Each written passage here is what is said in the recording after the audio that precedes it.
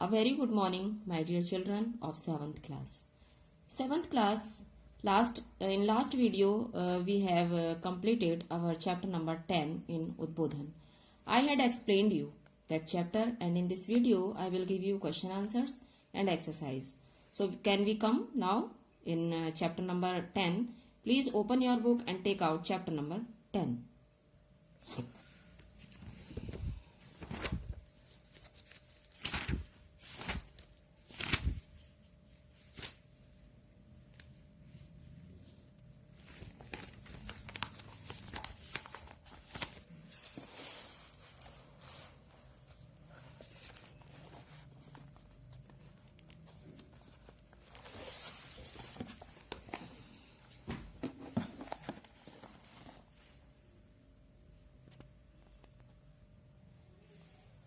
तो ये देखिए बच्चों, question answer part 10। First question है हमारा, वचन से आपका क्या अभिप्राय है, उदाहरण देकर समझाइए या स्पष्ट कीजिए। तो देखिए ये है कि शब्द के जिस रूप से उसके एक या अनेक होने का बोध हो उसे वचन कहते हैं। उदाहरण, ये मैंने आपको जब एक चैप्टर एक्सप्लेन किया था बहुत अच्छे से समझाया था। तो ये इसका आंसर है कि उदाहरण है इसका, लड़का पढ़ रहा है, लड़के पढ़ रहे हैं। ये हमारा एक वचन का उदाहरण हो गया। लड़का शब्द से हमें एक वचन का ज्ञान हो रहा है और लड़के शब्द से हमें बहुवचन का ज्ञान हो रहा है। माला अच्छी है, मालाएं अच्छी हैं। माला शब्द से एक वचन का बोध हुआ और मालाएं शब्द से बहुवचन का बोध हुआ। तो ये हमारे पहले क्वेश्चन का आंसर हुआ। सेकंड क्वेश्चन है हमारा, वचन के कितने भेद होते हैं, प्रत्येक के दो दो उदाहरण दीजिए। तो ये है वचन के दो भेद होते हैं। इसके उदाहरण है देखिए, एक वचन और बहुवचन। एक वचन के ये उदाहरण हो गए, लड़की नाच रही है, तो इसका बहुवचन हो जाएगा। ये एक वचन में आप एक वचन के ही उदाहरण लिख सकते हैं। ये देखिए यहाँ इस कॉपी में ये दिया हुआ है, ये नहीं, तो यहाँ ऐसे नहीं लिखना। लड़की नाच रही है और बकरी घास चर रही है, ये आप एक वचन में ही लिख सकते हैं। ये वाला भी आप यहीं लिख सकते हैं, ठीक है।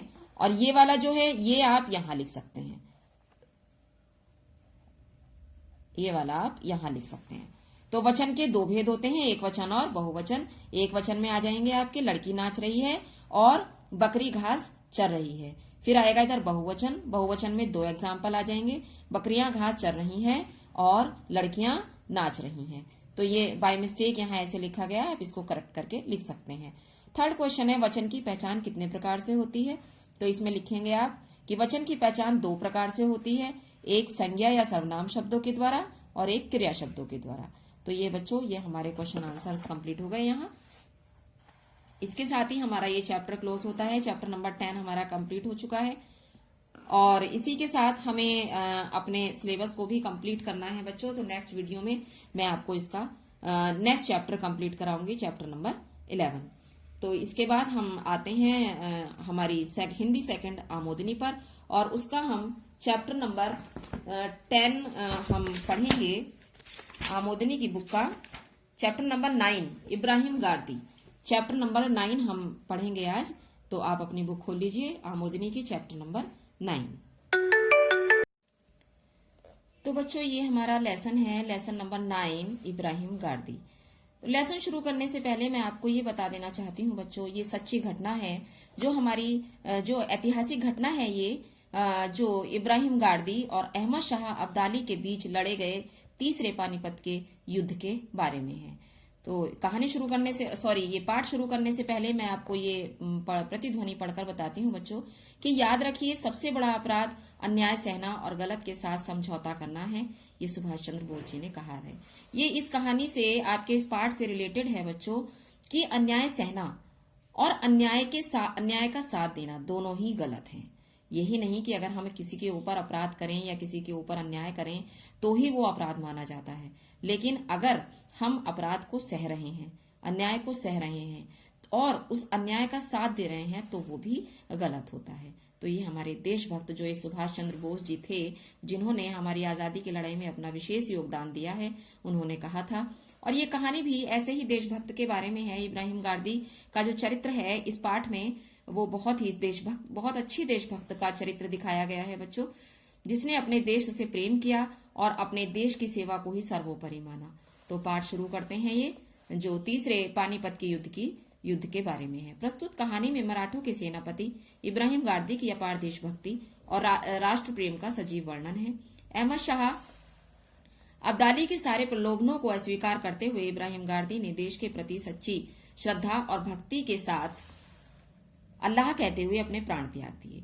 अर्थात अहमद शाह अब्दाली ने इब्राहिम गार्दी को बहुत से प्रलोभन दिए अपने मराठों का साथ छोड़ने के लिए, चूंकि ये मराठों के सेनापति थे इब्राहिम गार्दी, तो उन मराठों का साथ छोड़ने के लिए बहुत सारे प्रलोभन दिए, बहुत सारे झूठे आकर्षणों से आकर्षित किया, लेकिन इब्राहिम गार्दी ने उनका साथ नहीं छोड़ा क्योंकि वो सच्चाई के रास्ते पर थे, वो गलत रास्ते पर नहीं थे। इसलिए उन्होंने मराठों का साथ नहीं छोड़ा और अंत में अल्लाह कहते हुए अपने प्राण त्याग दिए। सन 1761 में पानीपत के तीसरे युद्ध में अहमद शाह अब्दाली से मराठे हार गए। अब तीसरे पानीपत के युद्ध में जो थे मराठे, वो इससे क्या नाम था इनका, अहमद शाह अब्दाली से मराठे हार गए युद्ध में। मराठों का सेनापति इब्राहिम गार्दी बंदी हुआ, अर्थात इब्राहिम गार्दी को बंदी बना लिया गया। वह अंत तक लड़ता रहा और घायल हो जाने के कारण पकड़ लिया गया। उसने युद्ध में अपनी पूरी ताकत से युद्ध लड़ा और अंत में जो है वो घायल हो जाने के कारण वो उसको बंदी बना लिया गया। इस युद्ध में अवध का नवाब शुजाउद्दौला अहमद शाह अब्दाली की ओर से लड़ रहा था, क्योंकि युद्ध में हम बहुत सारे देश के और बहुत सारे प्रांतों के राजा महाराजा साथ देते हैं एक दूसरे का, तो इसी तरह से शुजाउद्दौला जो था वो अवध का नवाब था और वो अहमद शाह अब्दाली की ओर से युद्ध कर रहा था। घायल इब्राहिम गार्दी को शुजाउद्दौला के टीले में, जो अहमद शाह अब्दाली की छावनी के भीतर था, पकड़कर रख लिया गया। अर्थात ये छावनी जो थी वो अहमद शाह अब्दाली की ही थी, वहीं पर उसके सैनिक टिके हुए थे। तो उसको खबर मिली कि उसको बंदी बना लिया गया है, शुजाउद्दौला के टीले में है इब्राहिम गार्दी को। तो अहमद शाह अब्दाली को इब्राहिम के नाम से ही घृणा थी। इब्राहिम के पकड़े जाने और शुजाउद्दौला के शिविर में होने का समाचार उसको मिल गया था, इसीलिए उसने इब्राहिम को अपने सामने पेश किए जाने के लिए शुजाउद्दौला के पास दूत भेजा। तो उसने कहा, अब शुजाउद्दौला से उसने कहा कि भाई उसे हमारे हवाले कर दिया जाए इब्राहिम गार्दी को। शुजाउद्दौला इब्राहिम गार्दी की उपस्थिति से इनकार ना कर सका। उसने अनुरोध किया, इब्राहिम काफी घायल हो गया है, अच्छा हो जाने पर पेश कर दूंगा, क्योंकि शुजाउद्दौला को भी थोड़ा उस पर दया आ रही थी कि वो बहुत जख्मी है, घायल है, उसको ठीक हो जाने पर मैं उसके सामने पेश कर दूंगा। दूत ने अपने शाह का आदेश प्रकट किया, उसको हर हाल में इसी पल जाना होगा। शुजाउद्दौला का प्रतिवाद क्षीण पड़ गया, अर्थात वो बहस ना कर सका, उससे कोई मतलब ये तर्क ना दे सका जिसकी वजह से वो उसको रोक पाता। फिर भी उसने कहा, इब्राहिम मराठों के 10,000 सिपाहियों का सेनापति था, इस समय वह घायल पड़ा हुआ है, कम से कम इस वक्त तो उसे नहीं बुलाना चाहिए। ये युद्ध का नियम होता है बच्चों कि अगर वो कोई जख्मी है तो उससे हम जबरदस्ती नहीं कर सकते। तो उसने कहा शुजाउद्दौला ने कि वो 10,000 सैनिकों का सेनापति था, तो कम से कम इस वक्त तो उसे परेशान ना करें, कष्ट ना दें। दूत नहीं माना, उसको अहमद शाह अब्दाली का स्पष्ट आदेश था। शुजाउद्दौला को इस आदेश का पालन करना पड़ा, अर्थात उसने इब्राहिम गार्दी को उस दूत के हवाले कर दिया। अहमद शाह के सामने इब्राहिम गार्दी लाया गया। अब इब्राहिम गार्दी को अहमद शाह अब्दाली के सामने पेश किया गया। अहमद शाह ने पूछा, तुम मराठों की 10 पलटनों के जनरल थे? उसने उत्तर दिया, हाँ था। पहले तुम फ्रांसीसियों के नौकर थे? जी हाँ। फिर हैदराबाद के निजाम के यहाँ नौकर हुए? सही है। तुमने निजाम की नौकरी क्यों छोड़ दी? अब आते हैं नेक्स्ट पेज पर।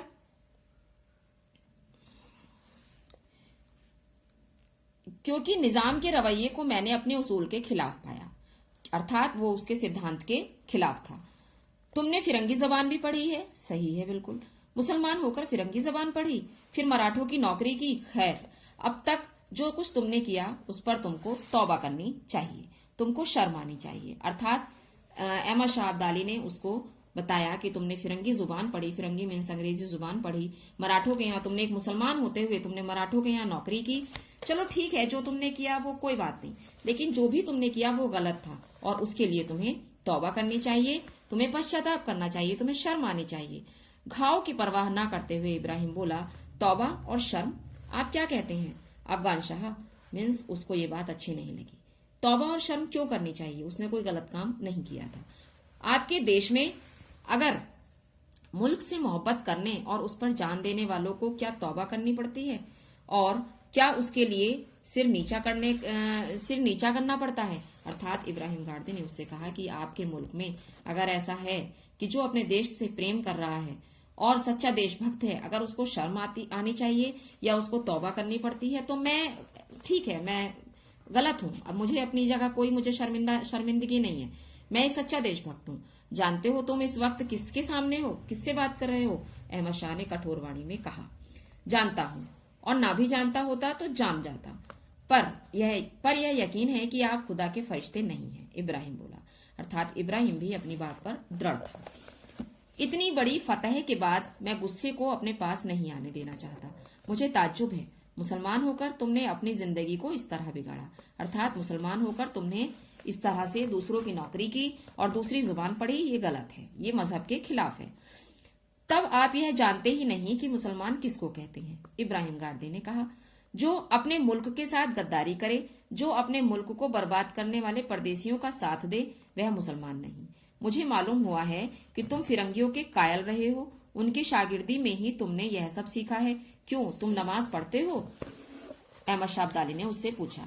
हमेशा, 5 वक्त। तो इब्राहिम गार्दी ने कहा, ठीक, मैं बिल्कुल नमाज पढ़ता हूँ, 5 वक्त नमाज पढ़ता हूँ। अहमद शाह के चेहरे पर व्यंग भरी मुस्कुराहट आई और आंखों में वध की क्रूरता, और बोला, फिरंगी या मराठी जबान में? क्योंकि उसने मराठियों की नौकरी की थी, मराठों की, और फिरंगी जबान पढ़ी थी। तो उसने कहा, अच्छा तुम नमाज पढ़ते हो तो क्या फिरंगी या मराठों की जुबान में पढ़ते हो? इब्राहिम ने घावों की पीड़ा दबाते हुए कहा। हालांकि वो बहुत जख्मी था, उसे बहुत कष्ट हो रहा था, बहुत पीड़ा हो रही थी, लेकिन फिर भी उसने उसकी परवाह नहीं की। खुदा अरबी, फारसी या पश्तो जबान को ही समझता है? मीन्स ऊपर वाला अल्लाह खुदा क्या केवल अरबी और फारसी जबानों को ही समझता है? क्या वह मराठी या फ्रांसीसी नहीं जानता? अर्थात क्या मराठी अपनी प्रार्थना नहीं करते, फ्रांसीसी अपनी प्रार्थना नहीं करते, तो क्या वह उनकी जुबान नहीं समझता? क्या खुदा राम नहीं है? क्या राम और रहीम अलग अलग हैं? अर्थात उसने अहमद शाह अब्दाली के सामने अपना तर्क रखा कि क्या खुदा राम और रहीम अर्थात सब लोग अपने तरीके से प्रार्थना करते हैं, तो क्या ऊपर वाला उनकी जुबान नहीं समझता? ईश्वर अल्लाह सब एक है, केवल इबादत का उसका तरीका हर व्यक्ति का अलग होता है, ऐसा उसने कहा। अहमद शाह का चेहरा क्रोध से तमतमा उठा। बोला, क्यों कुफ्र बकता है? तौबा कर, नहीं तो टुकड़े टुकड़े कर दिए जाएंगे। मेरे इस तन के टुकड़े हो जाने से रूह के तो टुकड़े नहीं होंगे, इब्राहिम ने शांत किंतु दृढ़ स्वर में कहा। घायल इब्राहिम के ठंडे स्वर से अहमद शाह की क्रूरता कुछ कुंठित हुई। अर्थात उसकी जो क्रूरता थी, निर्दयता थी, निर्ममता थी, वो उसके थोड़ा जब वो ठंडा उसका स्वर हो गया तो कुछ वो मतलब परेशान सा हो गया कि मेरा इतना कहने पर भी वो समझ नहीं पा रहा है। एक क्षण सोचने के बाद बोला, अच्छा हम तुमको तौबा करने के लिए वक्त देते हैं। ठीक है, तुम इस समय जख्मी हो, तुम्हें समझ नहीं आ रहा है, लेकिन हम तुम्हें समय देते हैं तौबा करने के लिए। तौबा कर लो तो हम तुम्हें छोड़ देंगे, अपनी फौज में अच्छी नौकरी देंगे। तुम फिरंगी तरीके पर कुछ दस्ते तैयार करना। कर्राहा में दबे हुए इब्राहिम के ओठों पर झीनी हंसी आ गई। अहमद शाह के उस खिलवाड़ को इब्राहिम समाप्त करना चाहता था। अर्थात हंसी आ गई मीन्स एक व्यंगात्मक हंसी उसके चेहरे पर आ गई। उसने कहा, अगर छूट जाऊं तो पूना में ही फिर पलटने तैयार करूं और फिर इसी पानीपत के मैदान में उन अरमानों को निकालूं जिनको आज निकाल न पाया और जो मेरे कलेजे में धधक रहे हैं। मीन्स जिन अरमानों को, जिन अपने युद्ध में जिस क्रोध को, जिस गुस्से को मैं निकालना चाहता था, जिसको हराना चाहता था, लड़ना चाहता था, अगर मुझे मौका मिले तो मैं फिर से एक बार उसी युद्ध के मैदान में युद्ध लड़ूं। अब समझ में आ गया, तुम असल में बुत परस्त हो। जरूर हूं, लेकिन मैं ऐसे बुत को पूजता हूं जो दिल में बसा हुआ है और ख्याल में मीठा है।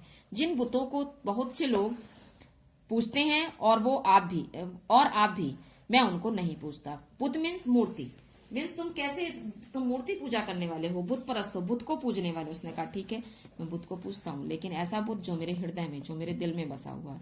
अर्थात ईश्वर अल्लाह कहीं अलग नहीं है, वो हमारे हृदय में ही बसते हैं। हाँ, आप भी।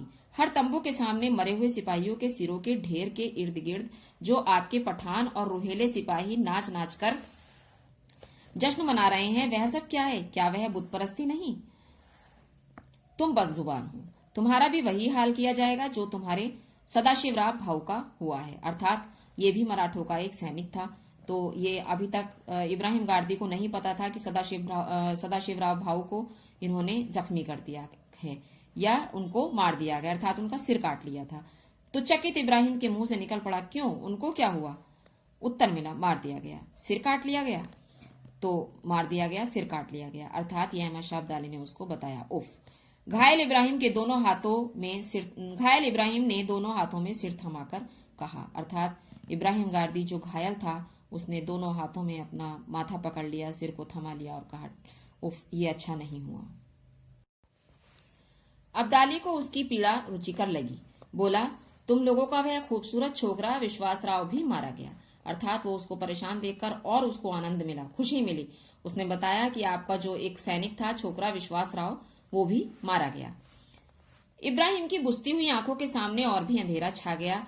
उसने कुपित स्वर में कहा, विश्वास राव, मेरे मुल्क का ताज, मेरे सिपाहियों के हौसले का ताज। उफ, उसे बहुत दुख हुआ दोनों की मृत्यु का। इब्राहिम गिर पड़ा। अहमद शाह उसके तड़पने पर प्रसन्न था। उसकी निर्ममता ने सोचा, शहीदी को जीत लिया, अर्थात शहीदी को जीत लिया, यानी कि जो अपने देश के लिए शहीद होना चाहता था, मैंने उसको जीत लिया। इब्राहिम जरा सा उठकर भरभराते स्वर में बोला, पानी। अब्दाली कड़का, पहले तौबा करो। जहां के तहां पढ़कर इब्राहिम ने कहा, तौबा, शहीदी कहाँ तौबा करता है, अर्थात देश पर शहीद होने वाला कहाँ तौबा करता है। तौबा करें वो लोग जो कैदियों, घायलों और निहत्तों का कत्ल करते हैं, अर्थात जो बिल्कुल निर्दोषों को मारते हैं, निहत्तों पर वार करते हैं, वो लोग तौबा करें। मैं क्यों तौबा करूं, मैंने तो अपने देश से प्रेम किया है। अब्दाली से रहा नहीं गया। इब्राहिम भी नहीं सह पा रहा था। अब्दाली ने उसके टुकड़े टुकड़े करके वध करने की आज्ञा दी, अर्थात इब्राहिम को भी बहुत कष्ट हो रहा था अपने जख्मों का, अपने जो घायल था, जख्मी था, उससे वह बहुत पीड़ित था। तो अब्दाली ने उसके टुकड़े टुकड़े करके उसका वध करने की आज्ञा दी।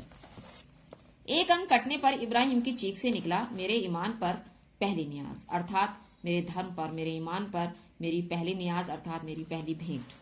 दूसरे पर क्षीण स्वर में, हिंदू मुसलमानों की मिट्टी से ऐसे सूरमा पैदा होंगे जो वहशियों और जालिमों का नामो निशान मिटा देंगे।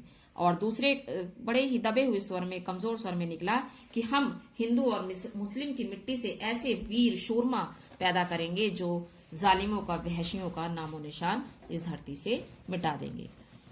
अंत में मराठों के सेनापति इब्राहिम गारदी के मुंह से केवल एक शब्द निकला, अल्लाह, जिसको फरिश्तों के पंखों और इतिहास के पन्नों ने सावधानी के साथ छिपा लिया, अर्थात अंत में उसके मुंह से जो निकला वो क्या निकला, अल्लाह निकला। क्योंकि सच्चा देशभक्त जो है कभी भी झूठ का साथ नहीं देगा, अपने देश के प्रति गद्दारी नहीं करेगा, और देश सेवा ही मजहब की सेवा होती है। क्योंकि अगर हम देश की सेवा करते हैं तो अपने धर्म की सेवा तो हम सबसे पहले करते हैं। तो इसीलिए बच्चों, ये इब्राहिम गारदी जिन्होंने पानीपत की लड़ाई में, तीसरे पानीपत की लड़ाई में अपना एक विशेष योगदान दिया और मराठियों के सेनापति थे ये, इन्होंने अपने देश के प्रति प्रेम रखते हुए अपने प्राणों को बलिदान कर दिया। तो इसकी एक्सरसाइज अब हम करते हैं, लेसन नंबर 9 की, इब्राहिम गारदी की। आइए एक्सरसाइज इसकी शुरू करते हैं। तो ये बच्चों इसकी सेकंड एक्सरसाइज है। सही शब्द से रिक्त स्थान भरिए। का सेनापति इब्राहिम गारदी बंदी हुआ। किसका सेनापति था इब्राहिम गारदी? मराठों का। दूसरा है, मराठों के 10,000 सिपाहियों का सेनापति था। कौन था? इब्राहिम गारदी। शुजाउद्दौला इब्राहिम की से इनकार न कर सका। किस चीज से इनकार न कर सका? उपस्थिति। शुजाउद्दौला इब्राहिम की उपस्थिति से इनकार ना कर सका। Next and last, Ahmad Shah Abdali. ये अहमद शाह आएगा यहाँ फिलअप में। अब्दाली ने क्रोधित होकर इब्राहिम गारदी के टुकड़े टुकड़े करने का आदेश दिया। तो यहाँ अहमद शाह आ जाएगा। सही उत्तर पर सही का चिन्ह लगाइए। पानीपत का तीसरा युद्ध कब हुआ? 1721 में, 1761 में या 1843 में? तो इसका सही ऑप्शन है 1761 ईस्वी में। दूसरा है, पानीपत की तीसरी लड़ाई में मराठों का सेनापति कौन था? तो कौन था मराठों का सेनापति? हमने अभी पढ़ा लेसन में, सदाशिव राव था या सदाशिव राव भाऊ थे या इब्राहिम गारदी था। तो बच्चों ये हमारे इसका लास्ट थर्ड ऑप्शन इसका सही है, इब्राहिम गारदी था। फिर है, अहमद शाह अब्दाली कौन था? अवध का नवाब था या अफगान लुटेरा शासक था या रुहेला सरदार था? तो बच्चों ये अफगान का लुटेरा शासक था। इब्राहिम गारदी के ने मरते समय क्या कहा? खुदा, अल्लाह या बिस्मिल्लाह? तो उसने मरते वक्त अंत में कहा था अल्लाह। फिर आती है हमारी एक्सरसाइज नंबर 4। 4th एक्सरसाइज है ये हमारी। पानीपत का तीसरा युद्ध सन 1769 ईस्वी में हुआ था। नहीं बच्चों, ये गलत है, ये 1761 ईस्वी में हुआ था। अहमद शाह अब्दाली ने मराठों के सेनापति इब्राहिम गारदी को बंदी बनाया। सही है ये बिल्कुल। अहमद शाह अब्दाली को इब्राहिम के नाम से घृणा थी। बिल्कुल सही है ये। इब्राहिम गारदी के तड़पने से अहमद शाह अब्दाली दुखी हुआ। नहीं, वो बहुत खुश था उसके तड़पने पर। तो ये हमारा ये एक्सरसाइज हमारी कंप्लीट हो गई। यहाँ नेक्स्ट पेज पर आते हैं। निम्नलिखित शब्दों के पर्यायवाची शब्द लिखिए। प्राण, प्राण के 2 पर्यायवाची शब्द लिखने हैं, एक जीवन है, एक जीवात्मा है। दूसरा है युद्ध, युद्ध के 2 पर्यायवाची संग्राम और रण। फिर है घृणा, घृणा के 2 पर्यायवाची हैं, विद्वेष या द्वेष भी लिख सकते हैं हम, तिरस्कार, विरोध। वध का लिखेंगे हत्या और संहार। फिर है पानी, पानी का जल और नीर। ये हमारे 2 पर्यायवाची हो गए। फिर आता है निम्नलिखित वाक्यों में से विशेषण और विशेष्य छांटकर लिखिए। उसको अहमद शाह अब्दाली का स्पष्ट आदेश था।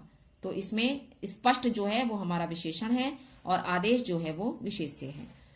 इस विशेषण किसे कहते हैं आपको पता होगा कि जिसकी जो शब्द विशेषता बताते हैं, जो शब्द संज्ञा या सर्वनाम की विशेषता बताते हैं वो शब्द विशेषण कहलाते हैं, और जिन शब्दों की विशेषता बताई जाती है वो विशेष्य कहलाते हैं। तो खास सेंटेंस है, तुमने फिरंगी जबान भी पढ़ी है, तो ये होगा विशेषण, इसमें फिरंगी और इसमें विशेष्य है जबान। फिर है इब्राहिम के ओठों पर झीनी हंसी आ गई। तो झीनी इसमें विशेषण है और हंसी इसमें विशेष्य है। तो ये एक्सरसाइज कंप्लीट हो गई। नेक्स्ट आती है निम्नलिखित शब्दों से भाववाचक संज्ञा बनाइए। सरल का होगा सरलता, परतंत्र परतंत्रता, भक्त भक्ति, राष्ट्र राष्ट्रीयता, शीघ्र शीघ्रता, आप से बनेगा अपनापन या अपनत्व, कुछ भी आप लिख सकते हैं, अपनापन या अपनत्व। फिर है प्रस्तुत कहानी में से उर्दू भाषा के कुछ शब्द और उनके अर्थ छांटकर लिखिए। तो ये कुछ शब्द दिए गए हैं, ये मैंने कुछ शब्द 5 लिखने थे, वैसे इसमें बहुत सारे शब्द हैं बच्चों, और वर्ड मीनिंग्स में भी आपके बहुत सारे शब्द उर्दू के दिए गए हैं, उनके अर्थ भी दिए गए हैं, आप अपनी इच्छा से भी लिख सकते हैं। तो ये आप देख लीजिए 5 वर्ड्स है। इनकार करना, वक्त, जबान, कुफ्र, रूह। इनकार करना मीन्स मना करना, वक्त मीन्स समय, जबान मीन्स भाषा, और कुफ्र मीन्स बुरी तरह, और रूह मीन्स आत्मा। तो ये हमारा इस पेज का पेज नंबर 70 का ये वर्क हमारा कंप्लीट हो गया। पेज नंबर 71 पर आते हैं। ये पेज नंबर 71 है बच्चों। इसमें आपको ये होमवर्क है आपका, ये आपका होमवर्क है, आपको खुद करना है। मैंने लाइव क्लास में भी ये होमवर्क दिया है, आपको ये खुद करना है। सन 1664 से 1760 तक के मराठा साम्राज्य के विस्तार को दिए गए मानचित्र में दिखाइए तथा उसके विस्तार के बारे में जानकारी इकट्ठा कर एक लेख लिखिए। अर्थात ये आप नेट से देखकर भी लिख सकते हैं, अपनी हिस्ट्री की बुक से भी देखकर लिख सकते हैं, आपकी इच्छा है। आप जैसे भी आपको इसको पूरा करना है, आप अपने किसी ट्यूटर से, आप अपने बड़े किसी भी घर में पूछकर आप इस वर्क को करेंगे। पानीपत की 3 लड़ाइयां कब और किसके बीच हुई, ये आप देखते हैं इसमें। तो पहली है किसके बीच हुई, दूसरा है कब हुई, और फिर आता है कौन जीता। तो देख लीजिए, ये पहली लड़ाई थी बाबर और इब्राहिम लोदी के बीच में, ये 21 अप्रैल 1526 को हुई, इसमें बाबर जीता था। दूसरी लड़ाई हुई थी सम्राट हेमचंद, विक्रमादित्य और अकबर के बीच में, तो ये 5 नवंबर 1556 को हुई, ये इसमें अकबर जीता था। और थर्ड बैटल था ये हमारा अहमद शाह अब्दाली और मराठों के बीच में, जिसमें ये 14 जनवरी 1761 को हुई थी, और इसमें अहमद शाह अब्दाली की जीत हुई थी। तो नेक्स्ट पेज पर हमारे मौखिक क्वेश्चंस हैं, आइए करते हैं मौखिक क्वेश्चंस। तो ये बच्चों मौखिक क्वेश्चन है हमारे। पानीपत का तीसरा युद्ध कब हुआ, इसका आंसर होगा 1761 में। दूसरा है इब्राहिम गारदी कौन था, तो ये मराठों का सेनापति था। फिर है अहमद शाह अब्दाली ने इब्राहिम गारदी को क्या सजा दी, उसके टुकड़े टुकड़े करने की सजा दी या आदेश दिया, कुछ भी लिख सकते हैं, उसके टुकड़े टुकड़े करने का आदेश दिया। प्रस्तुत कहानी किस लेखक के द्वारा रचित है, ये वृंदावन लाल वर्मा के द्वारा रचित है। तो ये पाठ हमने पढ़ा अपने पानीपत के युद्ध के बारे में, और ये हमारी एक्सरसाइज मौखिक क्वेश्चंस यहाँ कंप्लीट हो गए। और इसके साथ ही मैं आपको क्वेश्चन आंसर्स भी दे रही हूँ बच्चों, इसी चैप्टर के आप क्वेश्चन आंसर्स भी कर सकते हैं इसी वीडियो में। तो ये बच्चों 5 क्वेश्चंस हैं इस पार्ट में हमारे। पहला क्वेश्चन है इब्राहिम गारदी कौन था, अब्दाली को इब्राहिम के नाम से घृणा क्यों थी। तो ये फर्स्ट आंसर है हमारा कि इब्राहिम गारदी मराठों का सेनापति था। अब्दाली को इब्राहिम के नाम से घृणा इसलिए थी क्योंकि उसने एक मुसलमान होकर फिरंगी जबान पढ़ी और मराठों की नौकरी की, इसलिए उसको उससे घृणा थी। सेकंड क्वेश्चन है, इब्राहिम गार्दी ने तौबा करने से मना क्यों कर दिया? इब्राहिम गार्दी ने तौबा करने से इसलिए मना कर दिया क्योंकि उसके विचार में अपने मुल्क से मोहब्बत करना और उस पर जान देना कोई शर्म या अपराध नहीं है, और ना ही उसने उसके लिए सिर्फ नीचा करने की आवश्यकता है। तो ये सेकंड क्वेश्चन का आंसर है। थर्ड क्वेश्चन है, इब्राहिम गार्दी के अनुसार सच्चा मुसलमान कौन है? थर्ड आंसर है ये हमारा, इब्राहिम गार्दी के अनुसार सच्चा मुसलमान वही है जो अपने मुल्क से मोहब्बत करे और अपने मुल्क के लिए अपनी जान भी दे दे, वो ही एक सच्चा मुसलमान है। Next fourth question, Ibrahim Gardi कैसा बुत परस्त था? इब्राहिम गार्दी एक ऐसा बुत परस्त था जो ऐसे बुत को पूजता था जो उसके दिल में बसा हुआ था और ख्याल में मीठा था, जो उसके दिल में बसा हुआ था और ख्याल में मीठा था। फिर लास्ट क्वेश्चन है कि इस कहानी से आपको क्या प्रेरणा मिलती है? इस कहानी से हमें यह प्रेरणा मिलती है कि हमें सदैव अपने देश से प्रेम करना चाहिए और देश के लिए अपने प्राणों का बलिदान भी करना पड़े तो हमें पीछे नहीं हटना चाहिए, क्योंकि देश प्रेम से बड़ा कोई प्रेम नहीं होता। ठीक, ये बच्चों क्वेश्चन आंसर्स हमारे हो गए इस चैप्टर के। मैंने आपको क्वेश्चन आंसर्स एक्सरसाइज सभी करा दिया है, कंप्लीट क्वेश्चन आंसर्स मैंने आपको करा दिए हैं, एक्सरसाइज करा दी है, और ये लेसन 9 हमारा यहाँ कंप्लीट हो गया है। अब नेक्स्ट वीडियो में हम आपको उद्बोधन का नेक्स्ट चैप्टर कराएंगे, और अगर पॉसिबल हुआ तो इसका भी चैप्टर हम करा सकते हैं। एक्सप्लेनेशन दे दूंगी खाली में। और हाँ बच्चों, एक बात और है, ध्यान से सुनिए जरा आप इसमें। ये मैं आपको कुछ होमवर्क दे रही हूं, 1 मिनट वेट करिए। ये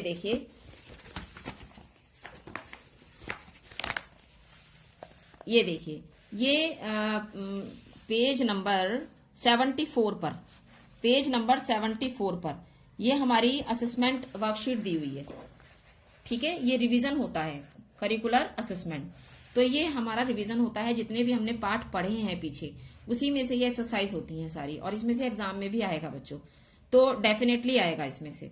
तो क्योंकि ये हमारे पिछले पाठों का रिवीजन है, तो आप इसे खुद करेंगे एक्सरसाइज को, और जो कोई डाउट है तो आप मुझसे लाइव क्लास में पूछ सकते हैं। तो ये सारी फिलअप्स हैं, ये ट्रू फॉल्स हैं या टिक ऑप्शन है ये वाले, और ये बाकी की एक्सरसाइज है नेक्स्ट पेज की, ये आपको खुद करनी है। ये देखिए, ये क्वेश्चन आंसर्स हैं, कोई इसमें इतना डिफिकल्ट नहीं है। छोटा जादूगर तमाशा क्यों दिखा रहा था? इब्राहिम गार्दी के अनुसार सच्चा मुसलमान कौन है? लता जी की राह आसान, क्योंकि उसी में से हैं ये पाठ में से। तो ये आपको खुद करने हैं सारे क्वेश्चन आंसर्स। ठीक है, इसी के साथ ये पूरी असेसमेंट शीट आपको खुद करनी है, ये आपका होमवर्क है। और इसी के साथ ये वीडियो मैं यहाँ कंप्लीट कर रही हूँ। आप ये होमवर्क जरूर करके रखिएगा बच्चों, और कोई प्रॉब्लम होगी तो मुझसे लाइव क्लास में आप पूछ सकते हैं। Okay, thank you very much.